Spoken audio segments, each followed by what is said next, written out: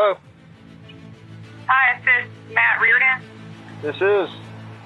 Hi, Matt. This is Rachel Alcorn. I was on the other line, and I thought that might have been you calling in, so I apologize. I've just given you a call back. Okay. Kinda. What can I... Well, I'm completely, to be completely honest with you, I wasn't going to speak with you, Rachel, because I'm trying to figure out, honestly, what can drive somebody to make the claims that you made on this affidavit. And we've never met. I spoke to Jerry Madden earlier. He didn't speak with you.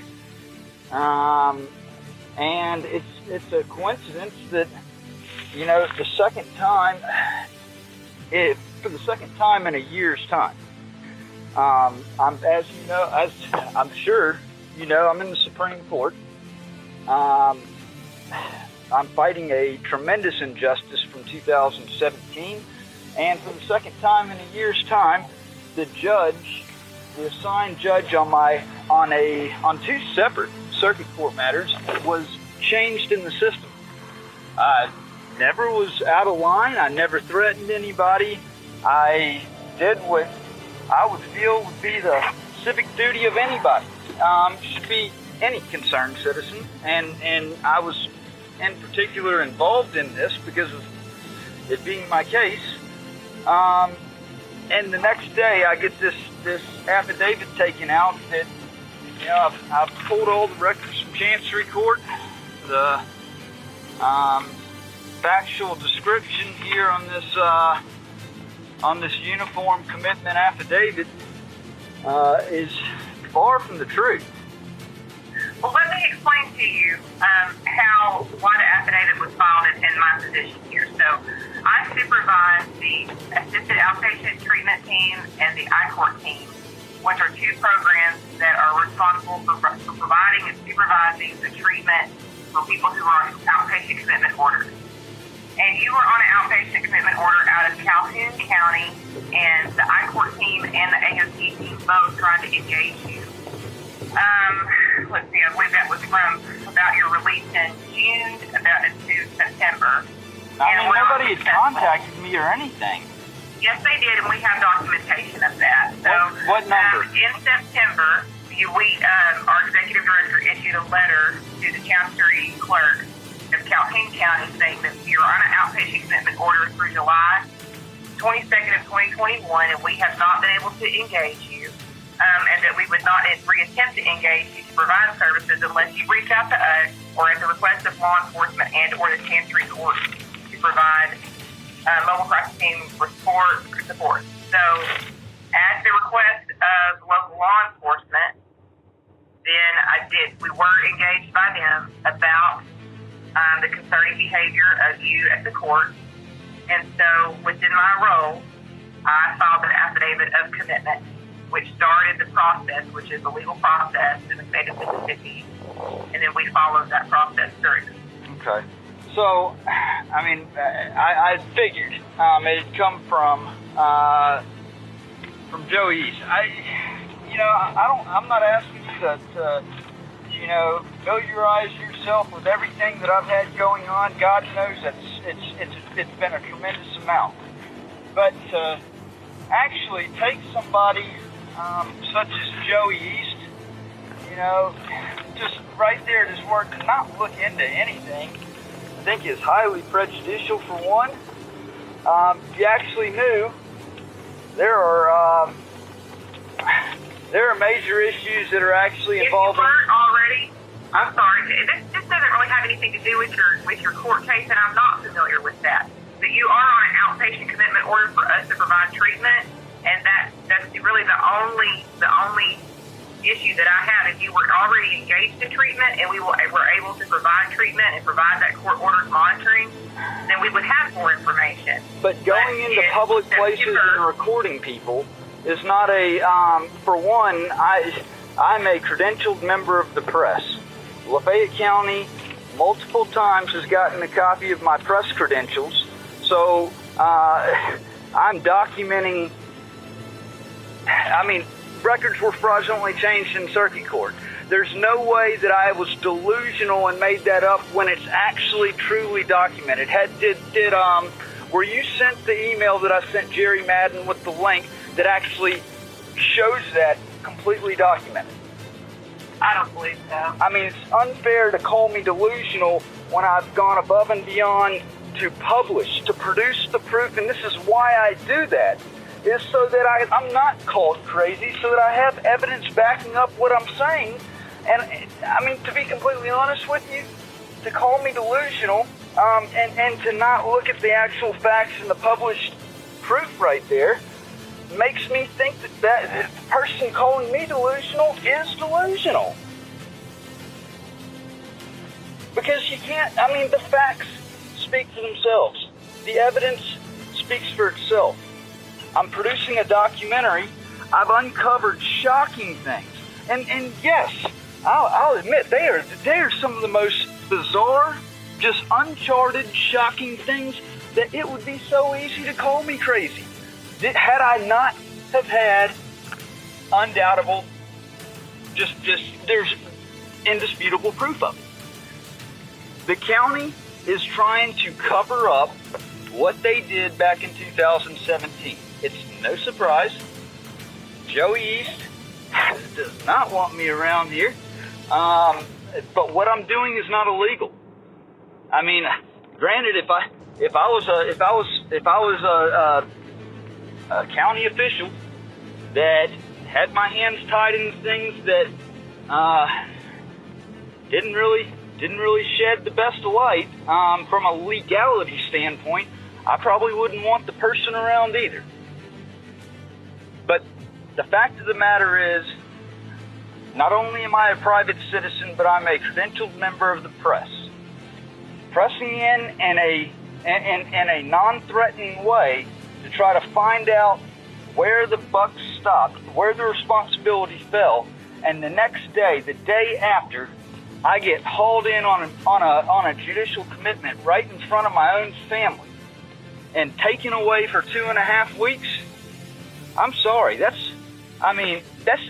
is dangerous, and it chills the constitutional rights of other citizens.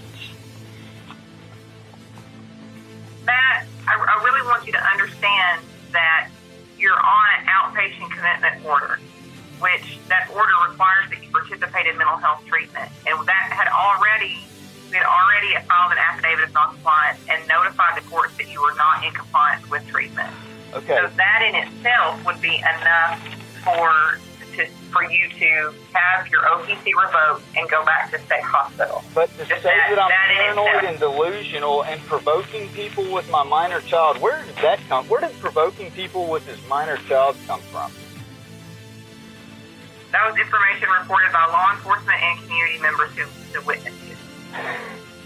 You know, there's been one time that I've had my stepdaughter with me at Justice Court whenever I literally was getting some aerial video of the flag. She wanted me to fly the drone.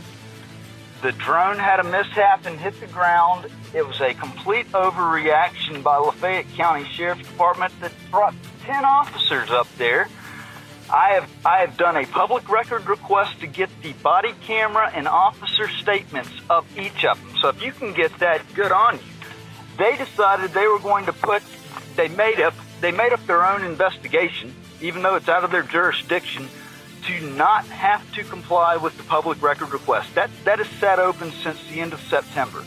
I was the most responsible person with my stepdaughter. In fact, you know, it's very sad. I've gone above and beyond to try to teach my children to not fear law enforcement. And that not all of them are, that just like anything in life, there's a few bad apples that can hurt the others, but to not fear them. You know, the first question out of her mouth whenever they pulled up was, "Mr. Matt, are they going to shoot you?" No child should ever be. That should never come out of the mouth of any child. And the fact that you know, I have literally gone above and beyond for my kids to try to provide a safe environment. There was nothing that I did that was, and that's all on video. In fact, that's on my website. That whole entire experience that I'm referring to, it's on video. It cannot be disputed. In fact, I was trying to get the additional stuff that they won't comply with. I mean, I'm not provoking people with my minor child. That's hearsay. To put that on an affidavit, and you don't even know me. Yet you didn't look into the facts, but you said that I was provoking people with my minor child, going into public places, recording people paranoid and delusional, but a paranoid and delusional person would not, corroborate the claims that they were making, backing it up with proof. Matt, let me explain this to you. I filed the affidavit based on being the supervisor of the programs that supervise the outpatient commitment orders, which you had not participated in treatment. We had made multiple attempts and notified the court. And then I was provided information from law enforcement and community members about your behavior in the courts and that whole time period. And then after I filed the affidavit, then a certified pre-evaluation screener has to come and do an assessment with you and make a recommendation if they think you need to go to the hospital or not. And then after that person, then 2 doctors do an assessment and agree. So I'm only one piece in this. So it was not just me. It was me and then 3 other credentialed professionals.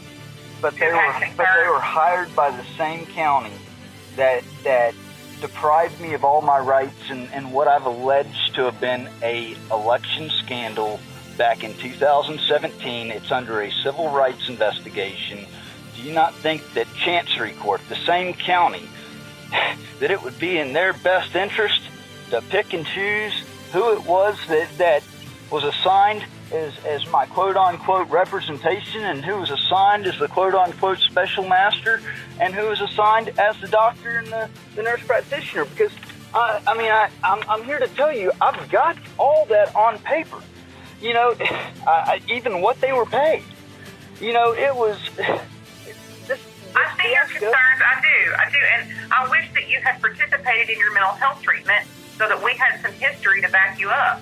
But we don't have anything because you would never participate in treatment. So we don't have any documentation showing, hey, this guy is doing great. He is taking medication that's prescribed, or he doesn't need medication. He's just staying in therapy. He's making progress in therapy. We don't have any of that because you've avoided the 2 different treatment treatments that I've tried to be able to engage you. So that would have helped you.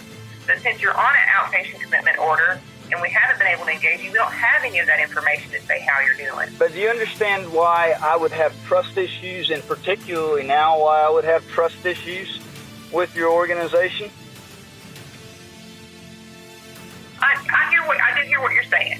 I do. I mean, I certainly feel that way because we really just want to provide mental health treatment. Like I said, I don't know anything about your court case, and I don't want to. I intentionally stay out of stuff like that because I want to be able to provide, just mental health treatment. I want to meet the mental health needs of our clients. I don't want to get involved. But this just created issues. It just, it honest to God, it created issues because I was not off rock or crazy. I was simply, I'm an investigative reporter.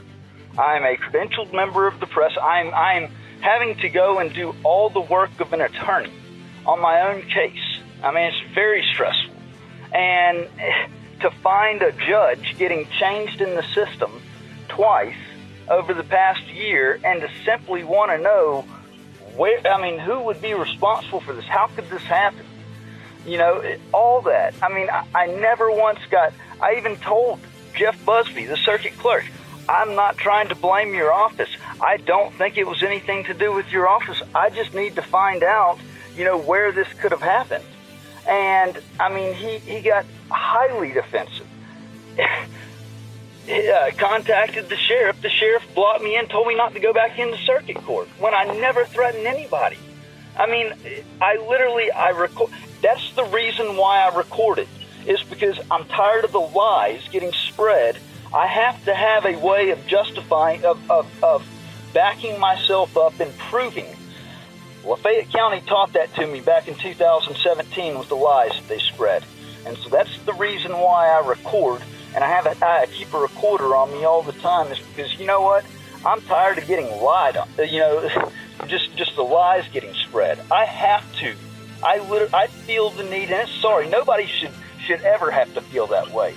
That they have to literally all the time, to protect themselves, to be able to prove and show this and say, hey, look, this is what really happened.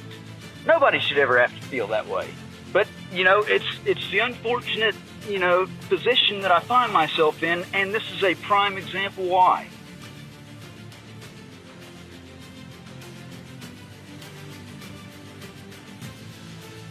Well, what can we do to go forward? And also, I want you to know that we're not a county agency.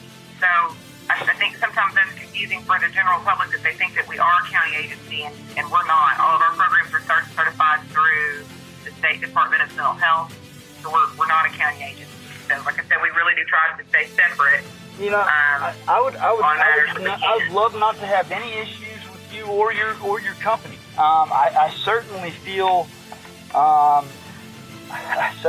screwed over in the ordeal. I lost 2.5 weeks of time, and getting taken in front of my own family for something. My wife, she knows the truth. Like, she sees the evidence. It's on my website. I've gone above and beyond to make sure that I publish it, just to make sure that I can keep myself safe and protected.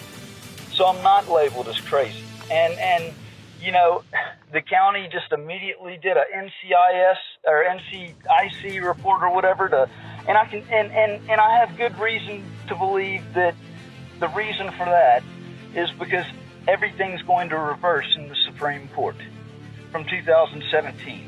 I've carried around a fake label of felon and stalker that the state of Mississippi and Lafayette County have known all along that I was innocent of. They charged me of a crime that literally was an impossibility for me to have committed. I had a bill of sale proving that. But they kept me deprived of all procedural due process rights for 6 weeks' time with a bond of $150,000, making sure that I couldn't get out on bond. I pled out to a crime I never committed because I had a minor child that was in chancery court unfairly. I needed to get her out. I sold my soul to the devil by pleading out to a crime that literally was an impossibility to have committed. It's going to reverse in the Supreme Court. Lafayette County knows that there is a tremendous dark cloud over its head.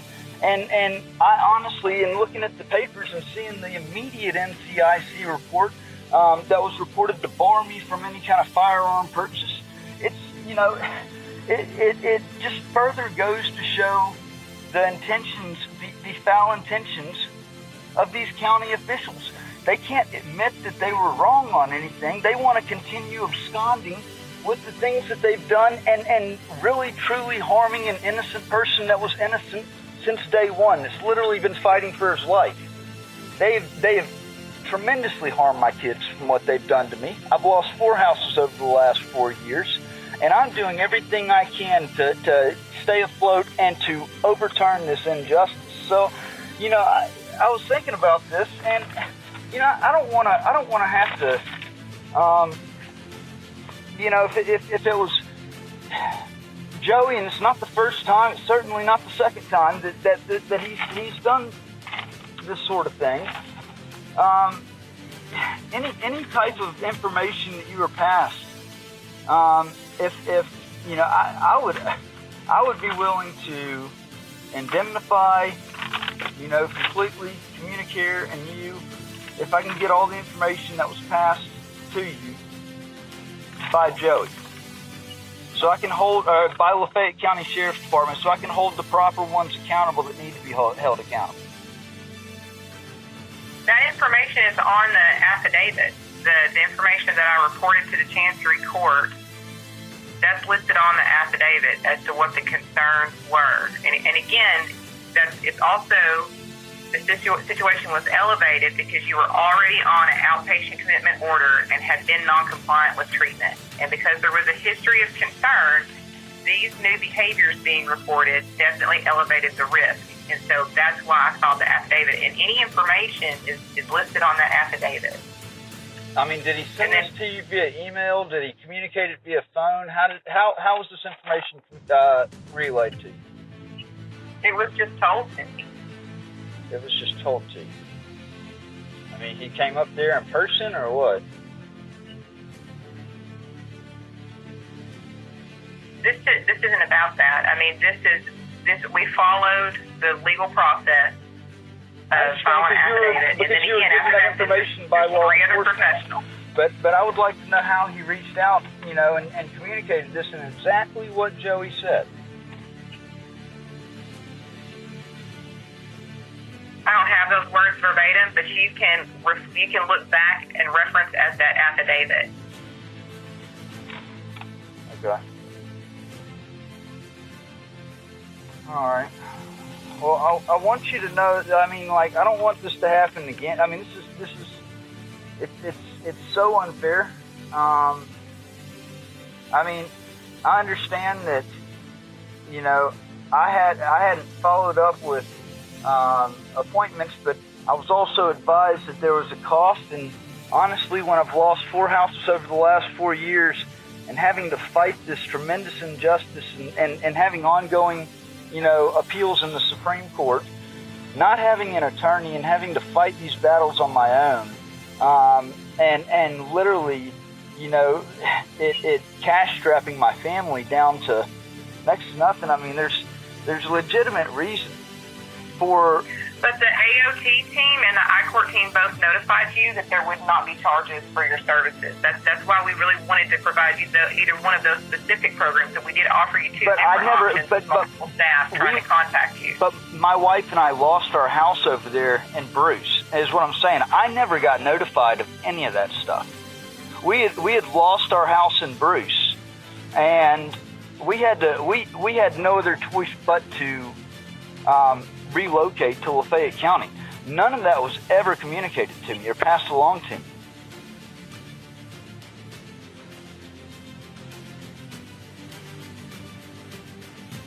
That was house number 4 that we lost. I mean, I know that we had multiple conversations with both of my treatment teams, and different staff members who were trying to engage you in various ways. And one of the CSS, he showed me text messages that he'd exchanged with you. Oh yeah, I know that there is the one that kept wanting to come out to the house. I mean, that kept making things sound so weird. Yeah, I mean that was very sketchy to me. Well, again, I mean, you're talking about having difficulties coming to appointments, and that's the purpose of these programs, is trying to bring this. We want to, eliminate the barriers. If you can't afford it, if you don't have transportation, you can't get there, scheduling issues, that's what these programs But no, I didn't have issues making it to the appointment. It was paying for the appointment. Nobody ever relayed that all this was going to be cost-free going forward. There was the talk about it possibly, about there possibly being grants out there. But the fact of somebody that kept trying to push himself onto, coming to my house, I have I've already got trust issues with things that have gone on, and especially I had a guardian ad litem issue from family court. I understand that. Let me tell you something, though. I hate to interrupt you, but I really want to get to the moving forward point. I understand what you're saying, but if you wanted to comply with your court order, you would have figured the situation out. I mean, you had several people calling you, and I know that at one point it was kind of bordering on badgering you. But again, my staff have a responsibility to help people uphold these court orders, and so that's why I know they were calling you so much. So if you really wanted to comply with the court order, you would have figured that part out. You would have made yourself more available. So you still are on a court order. In fact, when you released from Tupelo, CSU, I think on December 22nd, they have reissued a new outpatient commitment order. So that means that you're still on a court order. I don't have that yet. They were supposed to fax it over, and we haven't received it. I think it's just because of the holiday and staff being out at Tupelo CSU. So we should be getting that information as soon as possible. So we need to set up a appointment going forward. All right. Well, I'm trying to.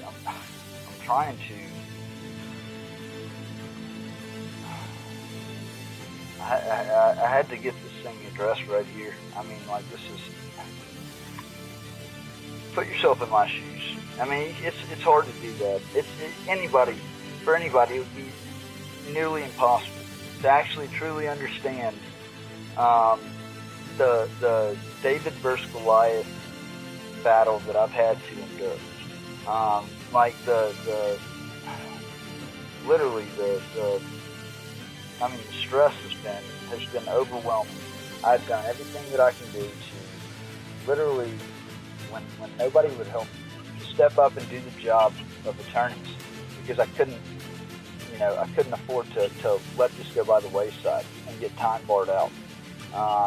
My children deserve better, and that's why I got the press credentials. That's why I got the documentary. I got the website. I have literally tried to go above and beyond in proving my innocence, and I've done that. I've shown extreme foul conduct, misconduct on behalf of county officials that are trying to abscond with their prior immoral and wrongful deeds that they know. I think I've handled things in a very, considering the circumstances, to literally have had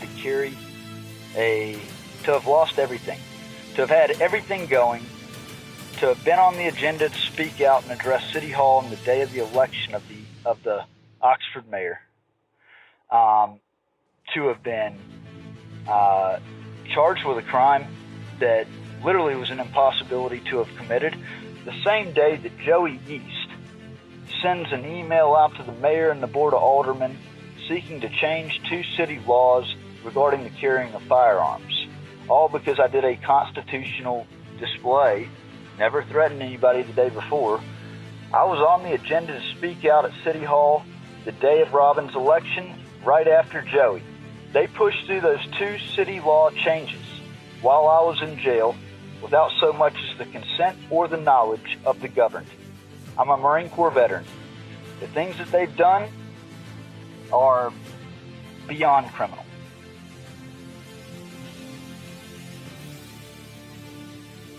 And I felt that, I'm sorry for giving you all this information.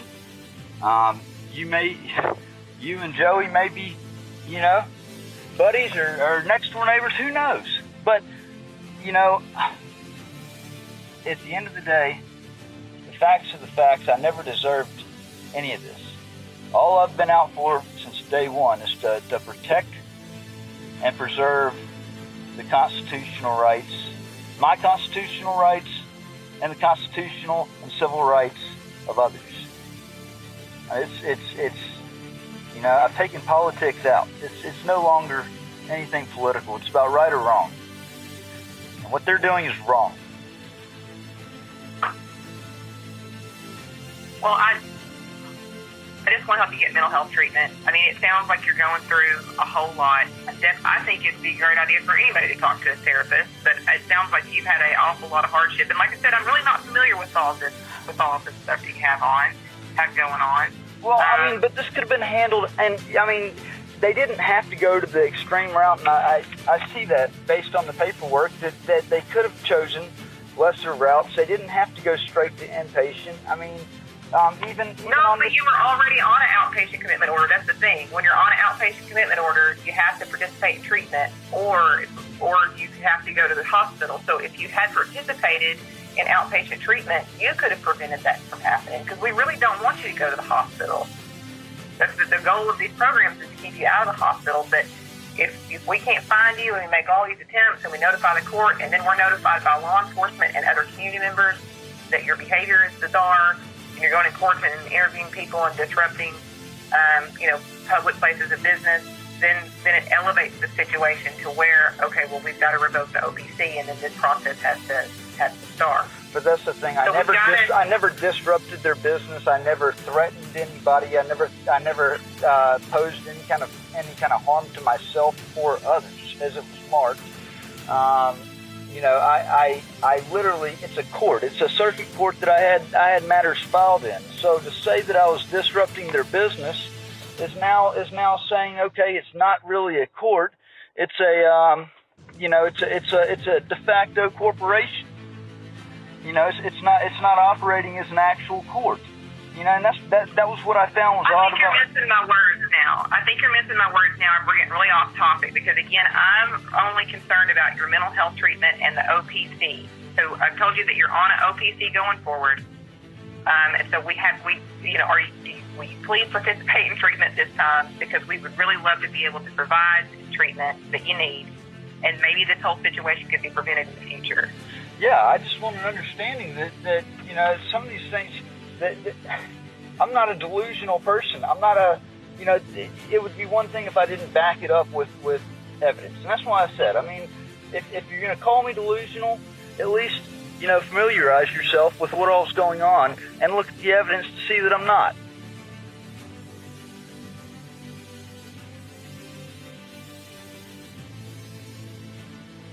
So we'd like to get you set up with Susan Beard, who is one of our therapists here, for an appointment. Of course, you would not have to pay anything.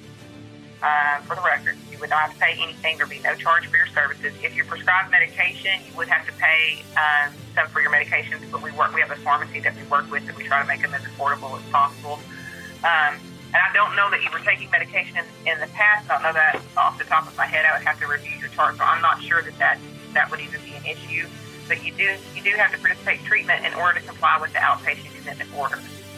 So I'd like for you to set up an appointment with Susan Beard sometime next week. Okay. Can I call back and set that up? You can, but I do want to say that this is what was happening before when the AOT and I-Court teams would try to schedule with you, is that just kind of beat around the bush a little bit, and then when it came to actually setting an appointment, that wouldn't happen. So that's why you were in non-compliance. And again, we don't want you to go to the hospital. We would love to say you have been participating in treatment, you've been making progress. We would love to be able to provide that feedback about your court order, so that in a year when it's up, we can say, no, he doesn't need this court order anymore. He's good to go. He's completed all of his treatment. So that part's on you. We can do a lot to bring it to you, but you have got to buy into it. So are you going to call back next week to schedule an appointment with Susan? I will. Like I said, there are a lot of things that I find particularly wrong about this whole situation, and we can agree to disagree on that. But the fact of the matter is, I may not have gone to schedule, or I may not have scheduled appointments, but the fact is, it was lies that were told to y'all by local law enforcement that got y'all back involved and literally stripped me of my freedom and liberty. No, you were already on an OTC, so we were already involved because you're on outpatient commitment order. She's got a 10 o'clock appointment available for next Thursday, which is the 6th. Will that work? You can schedule it for that. I know that my wife is pregnant. We've got appointments, and it made it extremely hard for her whenever all this stuff happens. But I know you said I was on an OPC, but you also said that y'all had turned in a notice saying that y'all were going to back off, or y'all weren't going to reach out anymore. Therefore, they reissued it after this hospitalization, which is common practice. They do that a lot. Right. This hospitalization I'm saying this hospitalization shouldn't have happened, and it's the direct fault of Lafayette County Sheriff's Department.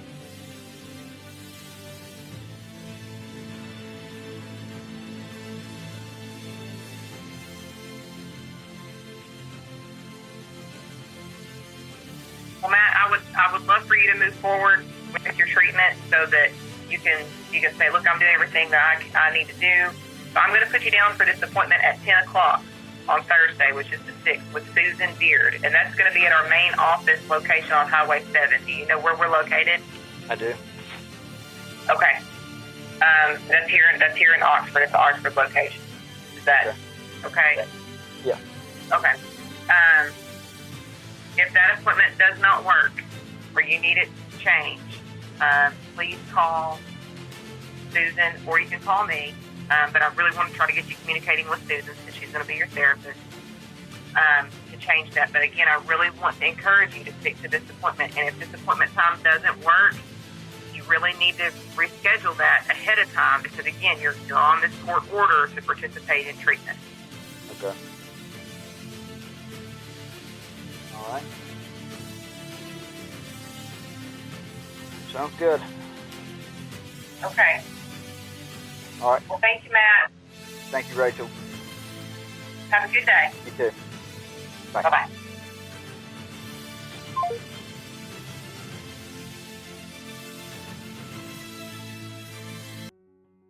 Hello, this is Sandy Rogers. Hello, is this Communicare? Yes, it is. Okay. I needed to, I have an appointment tomorrow. I need to reschedule that for next week. Okay, I'm not sure how you got me. I'm the executive director. So which office are you seeing? Or what provider are you seeing? Beard. Susan Beard, I think. Hello, this is Sandy Rogers. Hey, Sandy. I had a missed call from this number. I was calling back Matt Reardon. Yes, sir. I left you a message. Miss Beard has left for the day, and she will call you first thing in the morning. I will let her know what the call's about, but she will know that your appointment for tomorrow is canceled, and she'll call you back in the morning to reschedule. Okay, yeah, my wife has got a baby doctor appointment in Tupelo. We're down to one vehicle, so we're not Tupelo first thing in the morning. I'll let her call you, okay? All right, thank you. All right. Bye.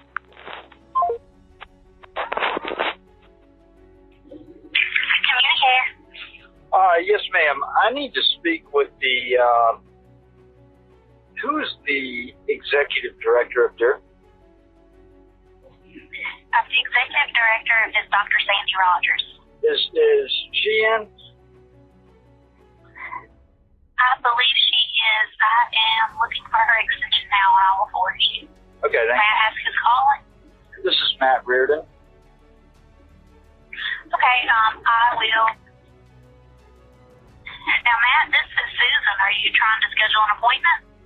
No, not right now, Susan. I need to get the if Stacy waits. There's now two huge flaws and inconsistencies. Actually, just quite frankly, really unlawful things that transpired over this set of events. Stacy Waits knows that she gave false information on her intake. If she had a recorder, I am requesting and demanding that all of that be preserved to verify for accuracy. I know that stuff that she put in her report was extremely flawed. Some of it was the case, but some of it was just far out there. And so I want to fact check that. Okay, I'm going to put you on hold for just a moment and see if Dr. Rogers is available. Just a moment. Okay.